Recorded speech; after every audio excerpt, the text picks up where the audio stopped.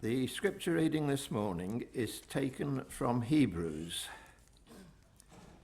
beginning at chapter 11, verse 32. And what more shall I say?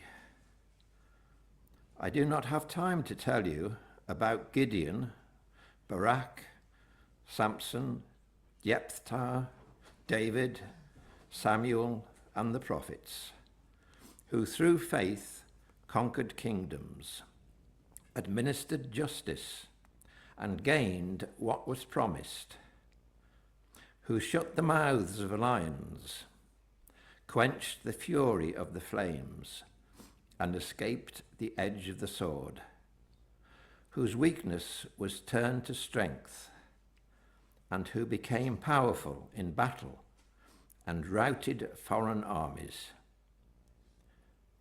Women received back their dead, raised to life again. Others were tortured and refused to be released, so that they might gain a better resurrection. Some faced jeers and flogging, while still others were chained and put in prison. They were stoned, they were sawn in two, they were put to death by the sword. They went about in sheepskins and goatskins, destitute, persecuted, and ill-treated. The world was not worthy of them. They wandered in deserts and mountains, and in caves and holes in the ground. These were all commended for their faith, yet none of them received what had been promised. God had planned something better for them, for us, so that only together with us would they be made perfect. Therefore, since we are surrounded by such a great cloud of witnesses, let us throw off everything that hinders and the sin that so easily entangles, and let us run with perseverance the race marked out for us.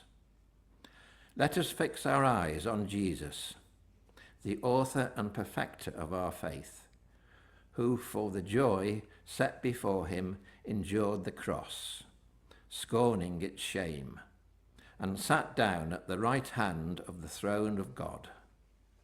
Consider him who endured such opposition from sinful men, so that you will not grow weary and lose heart.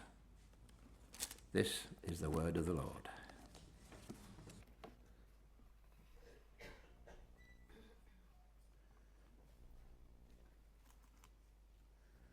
When I was at college some years ago, I can remember being given this particular piece of advice about when you're reading the Bible and how to look at it. And the piece of advice was very simple and straightforward. It simply said this: when you see the word therefore, ask what it's there for. And I found that actually quite helpful, because I think what it does is to encourage us to put that particular verse in the context of the passage that it is. And so Hebrews 12 begins with that same word, therefore, since we are surrounded by such a great cloud of witnesses. Asking what the therefore is there for helps us to look back into Hebrews chapter 11. This is a chapter which, if you've been coming here regularly, you will know that we've been focusing on over the last few weeks. It is a chapter that looks at some of the great heroes of the faith. It begins with Abel, Enoch, and Noah, moves on to Abraham, Isaac, Jacob, Joseph, Moses, and Rahab, and then it concludes, as we saw in that reading, with a further list of people who are named, but only general statements are made about what they achieved. So this word, therefore, tells us that these people are not just there to be remembered, they're not just to be looked up to or even admired, but their experiences should impact us and the way that we live our lives today. These men and women who are the author of Hebrew, who are what the author of Hebrews describes as a great cloud of witnesses. Witnesses who, it says, surround us. Now, the implication I want to suggest to you is not that these people are sitting up on clouds, looking at everything that we're doing and commenting to each other about it. No, I think the implication of this is that their lives and their witness should inspire and motivate us in our lives and in our faith. So thinking about these great heroes of faith, I want to focus this morning on Hebrews 11, verse 39 through to chapter 12, verse 3. And I do so under the strapline of what the heroes of faith mean for us today. The first point that I want to make is that they encourage us to run with perseverance. Therefore, since we are surrounded by such a great cloud of witnesses, let us throw off everything that hinders and the sin that so easily entangles, and let us run with perseverance the race marked out for us. One of my favourite films is a film you may have seen it a long time ago, in fact, called Invictus.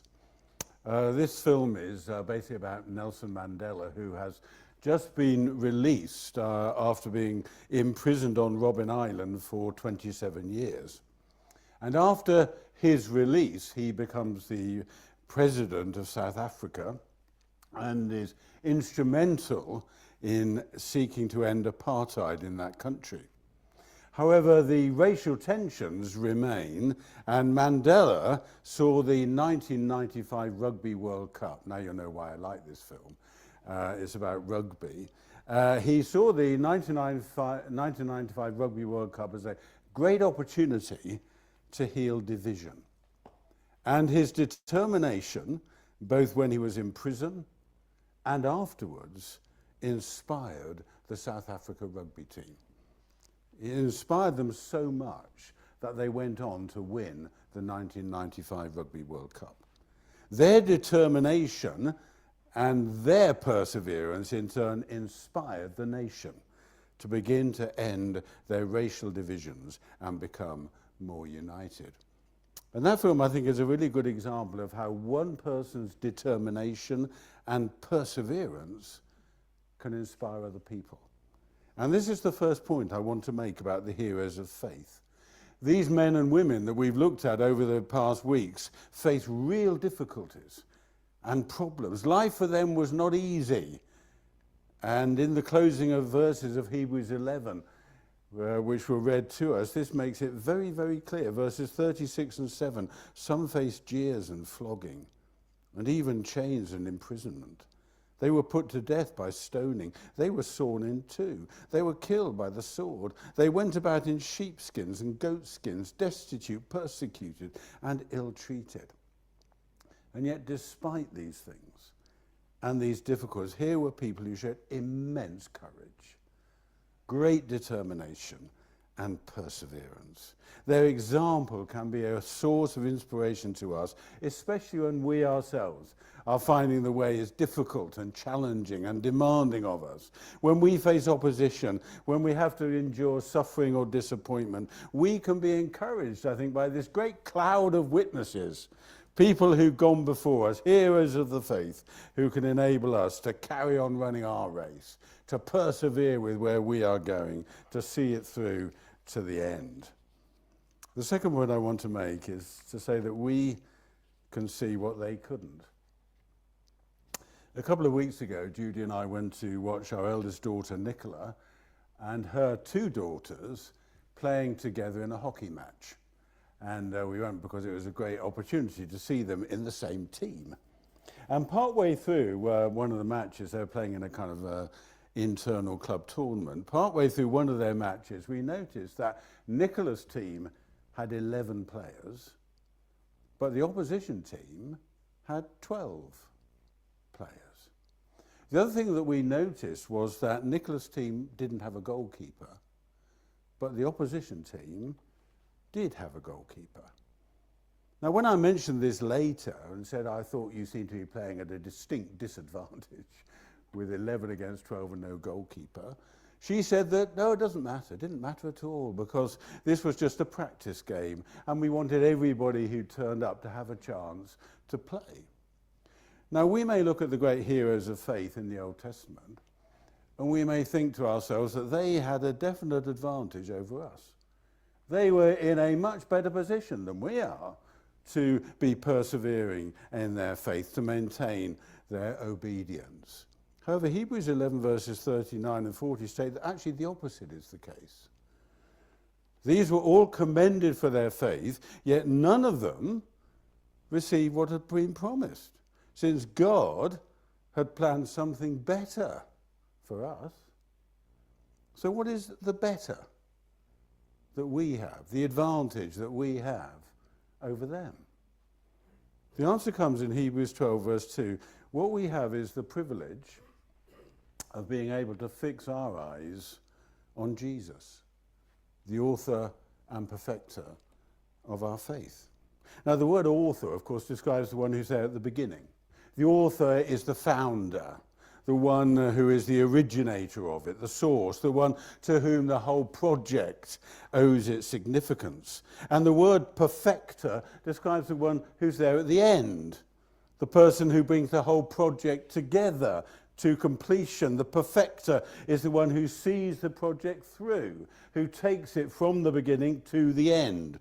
And so we see here in Jesus that Jesus is the author, the beginning, and he's the perfecter of our faith.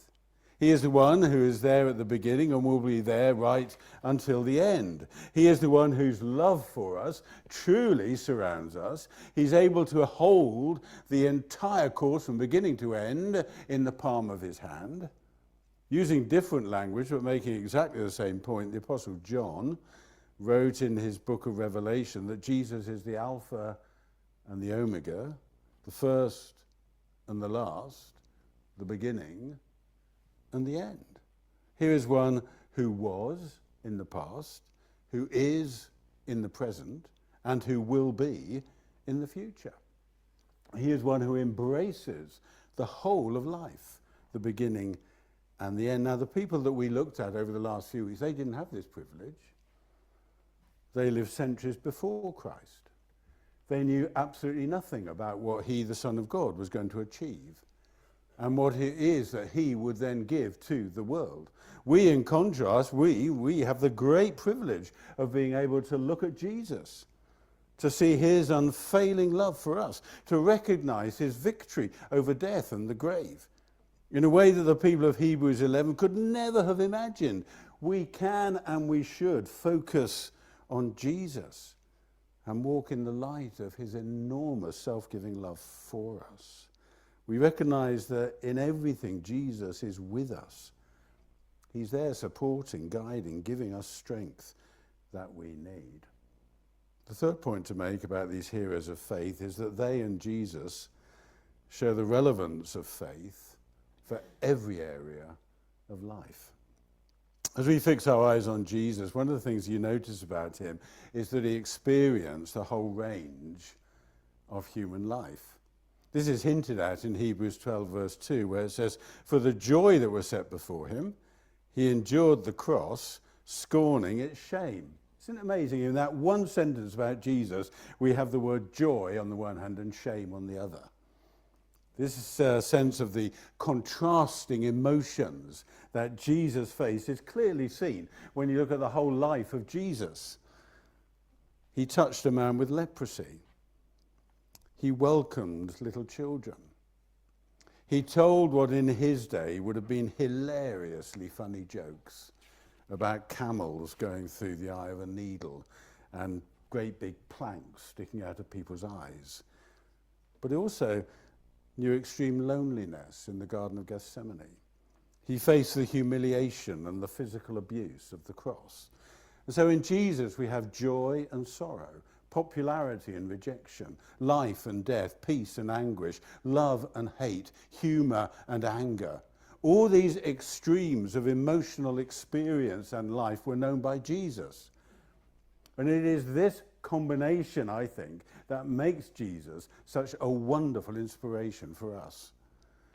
You see the same sort of contrasting experience in the lives of the people mentioned in Hebrews 11. In verse 33, we're told they conquered kingdoms, administered justice, and gained what was promised. Later on in the chapter, we're told they were tortured. They wandered around through deserts and mountains. They lived in caves and holes in the ground. Again, in these people, we see both joy and sorrow, life and death, victory and apparent defeat. All these things were experienced by the people in Hebrews 11, as they were experienced also by Jesus. Some years ago, there was quite a famous British gymnast called Joe Fraser, and he went to compete in the Commonwealth Games. However, 5 weeks before the Games were due to start, he ruptured his appendix and had to have an operation. Then 2 weeks before the Games were due to start, he fractured a foot and he limped into the athletes' village in a protective boot. And as a result of this, he had to pull out of 2 of the 6 disciplines that gymnasts do in these games. He lost the chance to win the overall gold medal. Despite that, he actually won 3 gold medals in the 4 events he was in. And while doing the most amazing routine on the high bar, he fell off and crashed to the floor. Did he give up? No. He dusted himself down, he got back up, and he completed his routine. Now, what makes Joe Fraser an inspiration is not that he had to have his appendix out, nor is it that he broke his foot. What inspires people about Joe Fraser is that he carried on through the pain and through the disappointment. He inspired people because he faced the highs and the lows of life, and he came through them in order to receive the glory of 3 gold medals.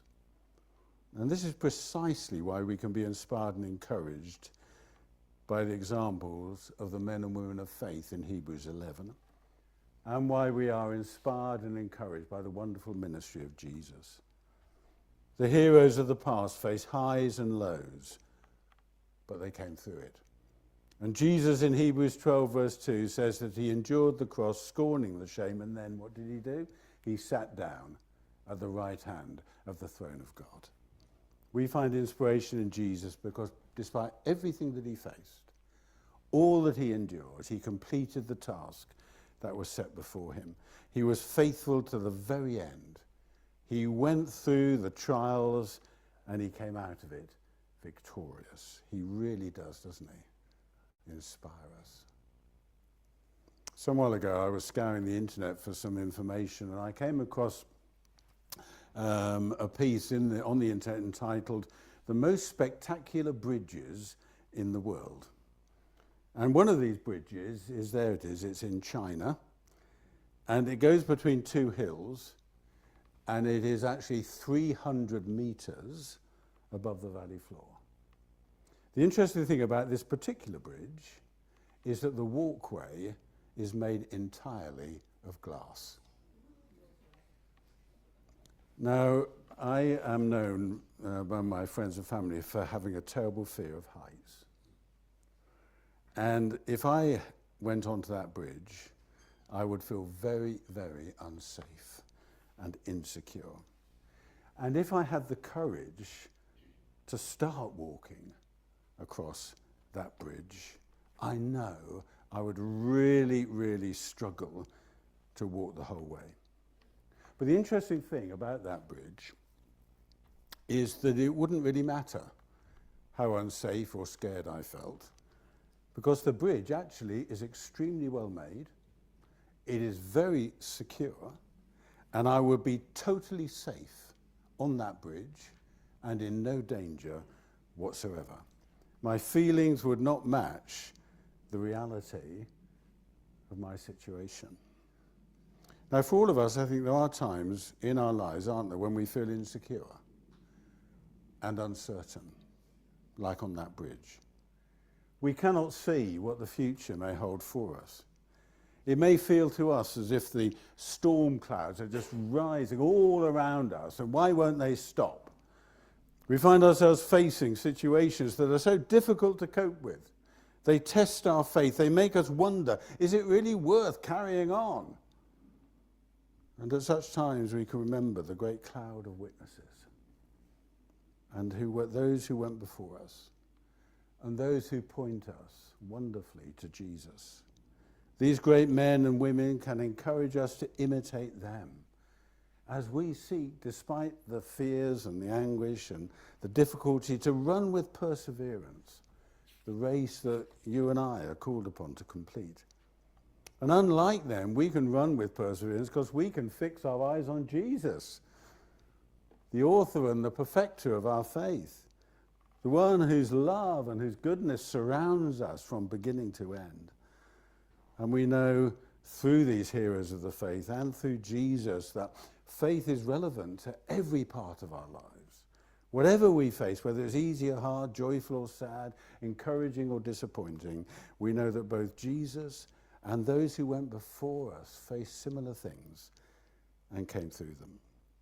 May we indeed run with perseverance the race marked out for us as we fix our eyes on Jesus, the author and perfecter of our faith, who for the joy set before him endured the cross, scorning its shame, and sat down at the right hand of the throne of God. May Jesus truly be our inspiration as we run our race with and for him. And may the heroes of the faith be not just interesting stories, but examples to inspire and motivate us in every aspect of our lives. We're going to sing together my favourite hymn. And if I had one piece of advice for you, if you're struggling to fix your eyes on Jesus, learn this hymn and sing it when you're feeling fed up. Because this hymn, as I think no other hymn that I'm aware of, focuses us on Jesus and helps us to see the wonder of his grace and his goodness to us. What gift of grace is Jesus, my Redeemer?